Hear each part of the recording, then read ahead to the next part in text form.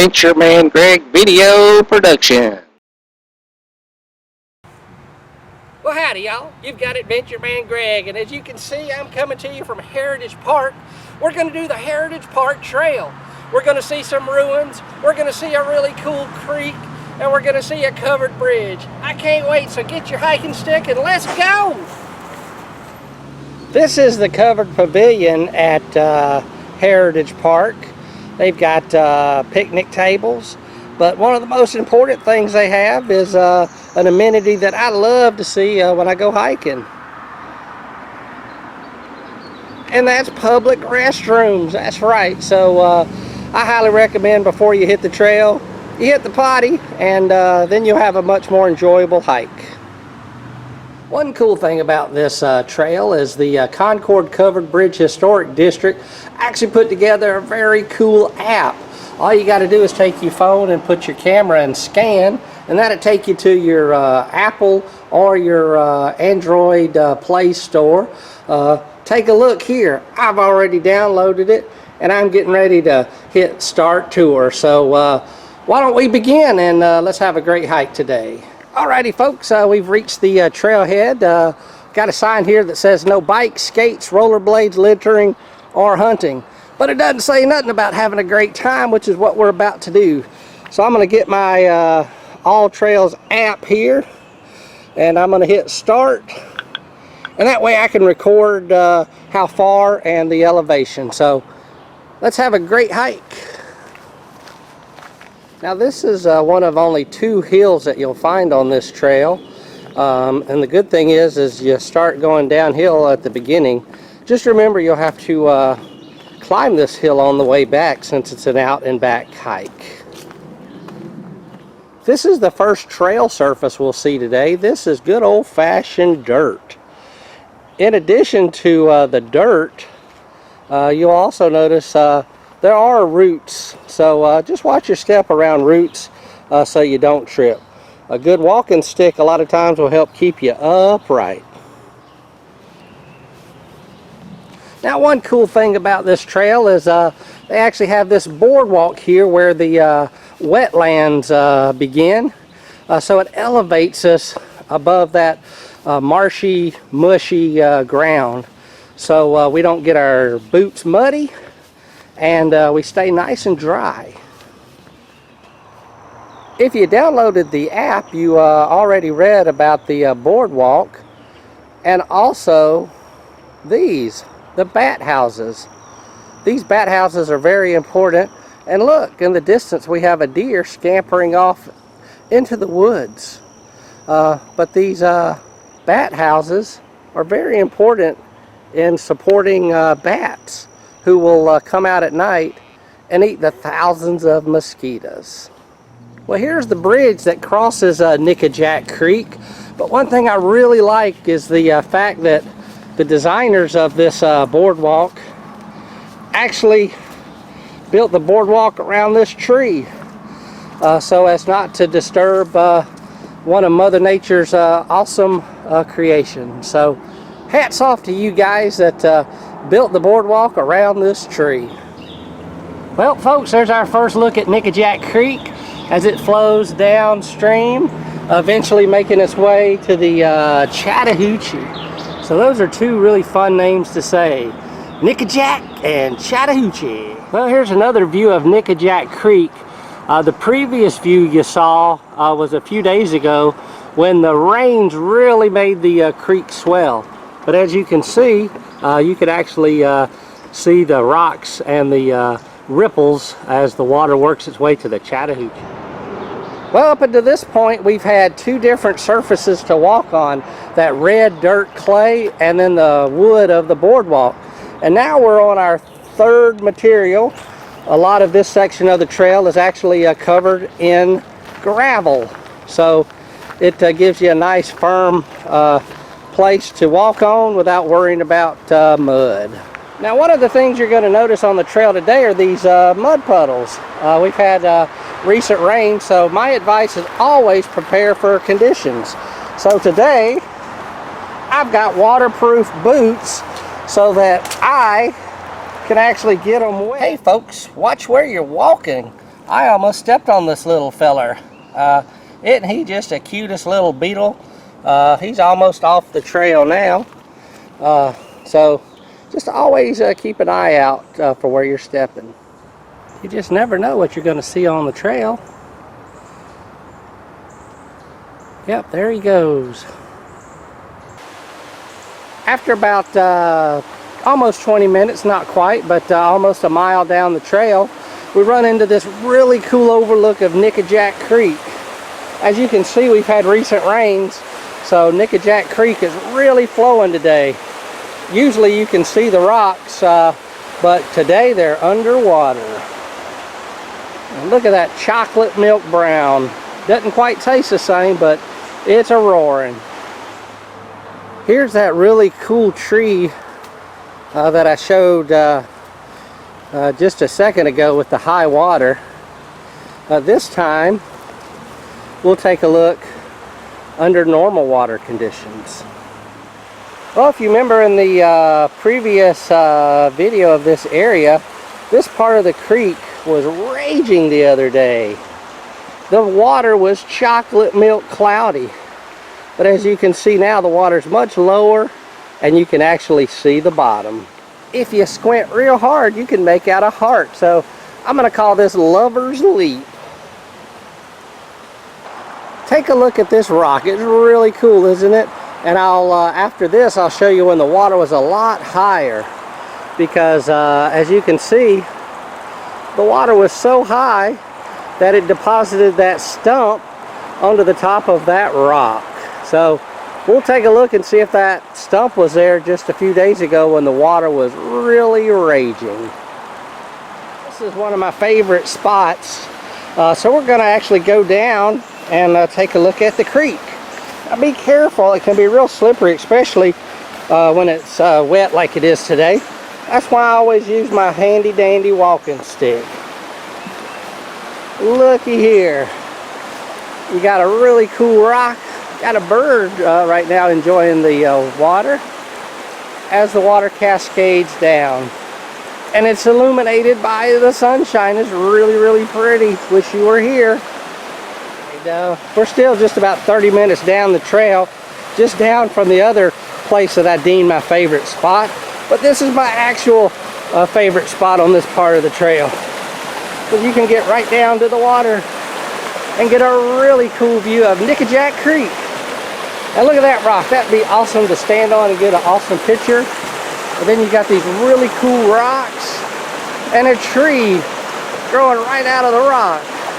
Isn't that just awesome? It's got this really cool rock. But I mean to tell you, this is a photographer paradise here. Look at that view as the water cascades down. You can step on that rock, get out over the water. You've got this really cool rock feature here with trees growing out of the side as the water works its way downstream to the Chattahoochee. You also have this really cool tree. After 35 minutes of leisurely hiking, I finally made it to the old ruins of the wool mill and also found our second baby hill. You can actually explore the ruins of the old woolen mill. Just watch your step, because as you can see, there's lots of tripping hazards. And also, once you get in, just watch out. You've got quite a bit of vegetation, so lots of chances to get ticks. Look right behind me. I'm standing in front of the ruins of an old wool mill. It's really, really cool. This was built back in the 1830s here on the banks of a Nickajack Creek. And it's actually a 3-story structure. And when we get inside, I'll explain more of what happened on each floor. It's really a unique place. Now, on July 4th of 1864, the Union Army, y'all remember that little skirmish called the Civil War?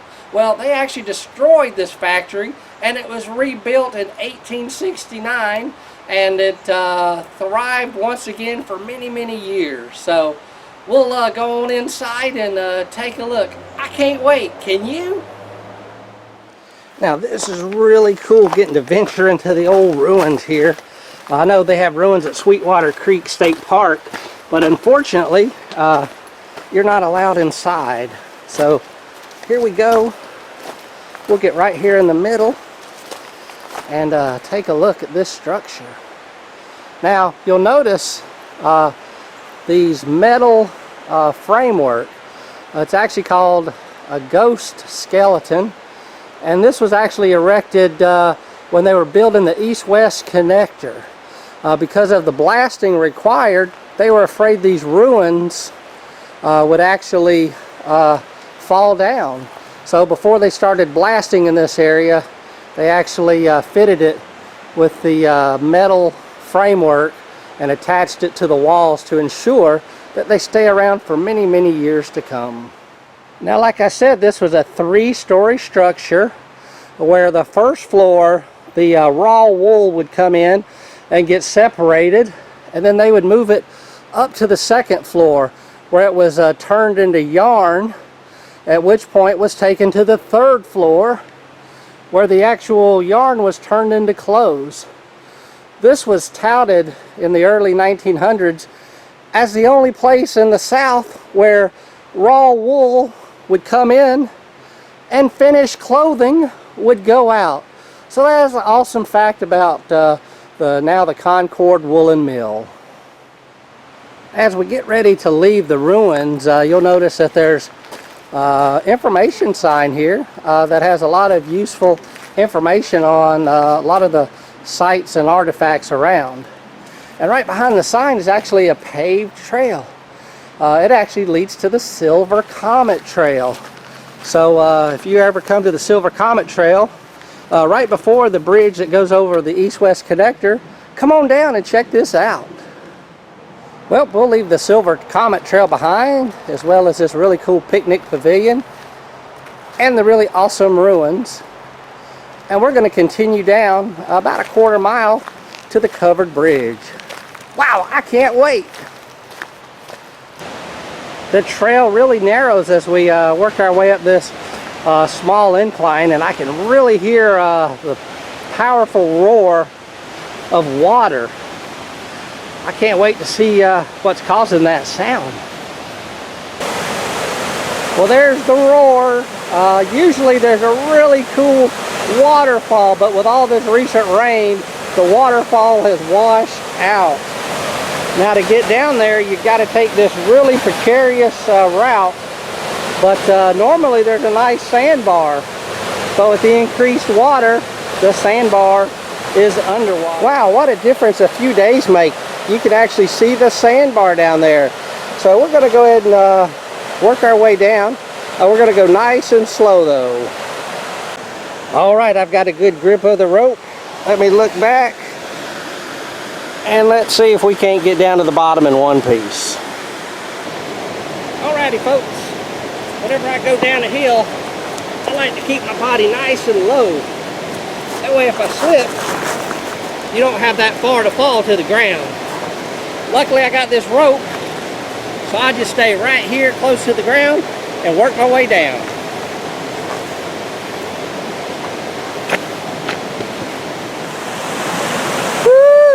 Looky here at this cool water feature by the rough grist mill. Isn't that just awesome? Just the other day, this whole fall was underwater as the waters were raging as they worked their way down Nickajack Creek all the way down to the Chattahoochee River. I thought I'd bring you guys up close and personal to this awesome waterfall. You can hear the roar as the water cascades over these cool rocks. What an awesome sight, sound, and I even have the feeling of the spray as it comes over the rock. Right next to Nickajack Creek is Ruff's Grist Mill.